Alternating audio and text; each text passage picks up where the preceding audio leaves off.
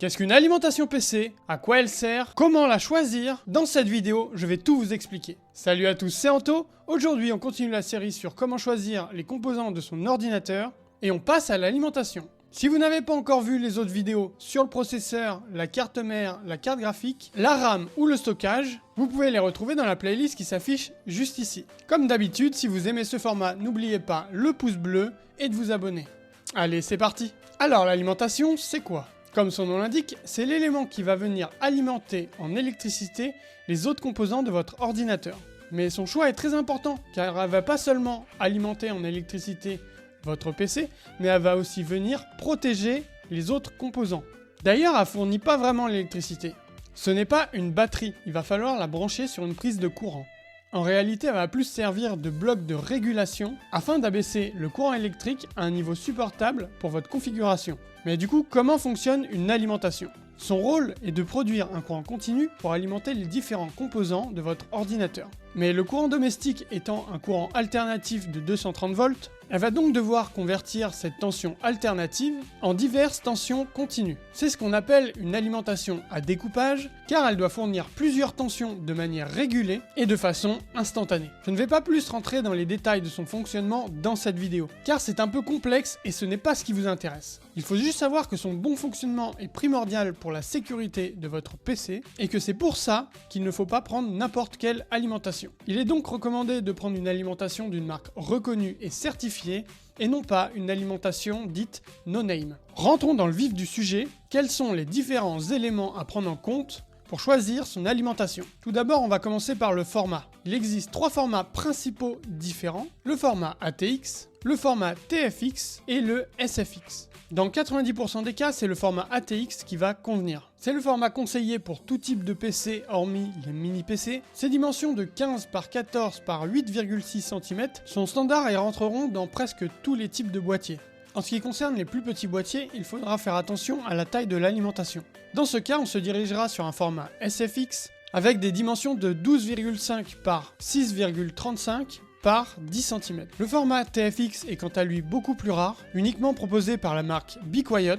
C'est une alimentation de 14,6 par 8,3 par 6,4 cm, donc une alimentation plus petite mais plus longue, destinée à certains boîtiers mini PC qui ont une configuration particulière. Il existe tout de même d'autres formats, comme le Flex ATX ou le Pico PSU, mais leurs utilisations sont beaucoup plus rares.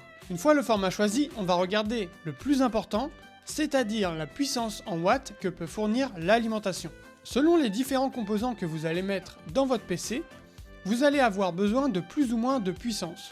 Il va donc falloir calculer la puissance maximale que votre PC a besoin en additionnant la puissance max qu'ont besoin tous vos composants afin de déterminer la puissance minimale de votre alimentation. En réalité, c'est un peu plus simple que ça. On va seulement prendre en compte la puissance max des éléments qui consomment le plus, c'est-à-dire le processeur et la carte graphique, et on ajoutera un peu de watts pour alimenter les ventilateurs, la RAM, les stockages et les autres périphériques connectés en USB. À cette puissance calculée, on ajoutera un certain pourcentage de watts pour prévoir une potentielle upgrade, et surtout pour éviter de faire fonctionner votre alimentation à plein régime afin de faire durer sa durée de vie. Pour info, l'efficience d'une alimentation, c'est-à-dire là où elle est le plus efficace, se situe entre 50 et 60% de sa charge. Il existe bien entendu des sites ou des logiciels vous permettant de déterminer la puissance que vous avez besoin, comme PSU Calculator de Be Quiet, je vous mets le lien dans la description. Une fois la puissance de votre alimentation calculée, on va faire attention à son rendement et sa certification. Le rendement d'une alimentation est très important. La transformation du courant électrique génère des pertes en chaleur, ce qui va engendrer une surconsommation électrique et un besoin au niveau du refroidissement plus important. Si votre alimentation chauffe plus, ces ventilateurs vont tourner plus vite, ce qui va générer du bruit.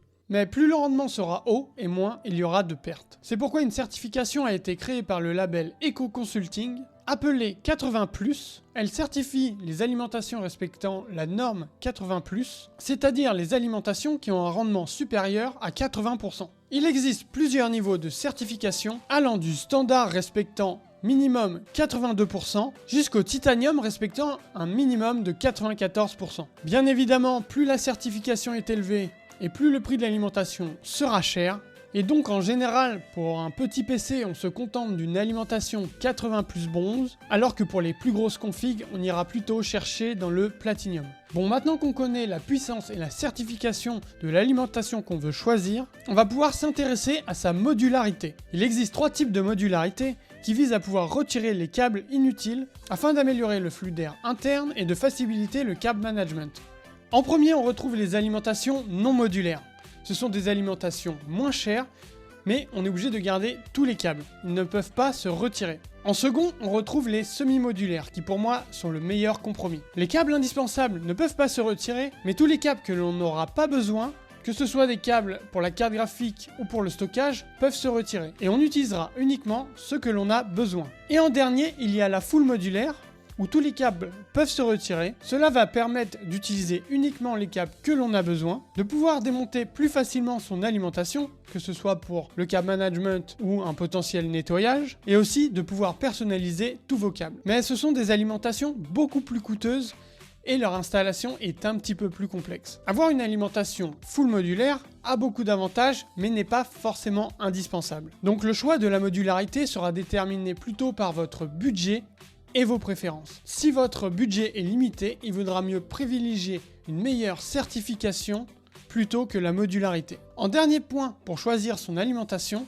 il faudra faire attention à son modèle et à sa marque. Certaines marques ou modèles sont reconnus pour avoir des alimentations très fiables. Et c'est vers ces derniers qu'il faudra se rediriger pour faire notre choix. Je ne vais pas pouvoir vous citer tous les modèles fiables, mais vous pouvez vous diriger sans problème sur les marques Corsair, Seasonic ou Be Quiet. En ce qui concerne les autres marques, vérifiez juste les différents avis qu'il y a par rapport au modèle. Ah oui, et en tout dernier point en rapport avec votre alimentation, ce sera sur son design. Certains boîtiers laissent apparaître l'alimentation ou au moins une façade. Dans ce cas, vous pouvez choisir une alimentation avec une façade esthétiquement jolie, voire avec un écran comme la Aorus P1200W. En conclusion, il va falloir faire très attention sur le choix de votre alimentation. C'est un élément indispensable qui va déterminer la sécurité et le bon fonctionnement de tous vos autres composants. Il faudra bien faire attention à la puissance minimum recommandée pour votre PC et éviter toutes les alimentations qui n'ont pas la certification 80+. Et il est bien sûr inutile de claquer tout votre budget dans une alimentation surdimensionnée full modulaire, etc., etc. Mais il ne faudra pas non plus trop économiser sur ce composant en négligeant sa qualité. Je vous mets comme d'habitude quelques liens d'alimentation intéressantes afin de vous faciliter vos recherches. Si vous avez des questions ou des doutes, n'hésitez surtout pas à les poser en commentaire. C'est la fin de cette vidéo, j'espère qu'elle vous aura été utile. Si c'est le cas, n'oubliez pas le pouce bleu et de vous abonner à la chaîne afin de la soutenir. Pour la prochaine vidéo, on partira sur le refroidissement du processeur, que ce soit ventirad ou water cooling. Et sur ce, je vous dis à la prochaine. Ciao!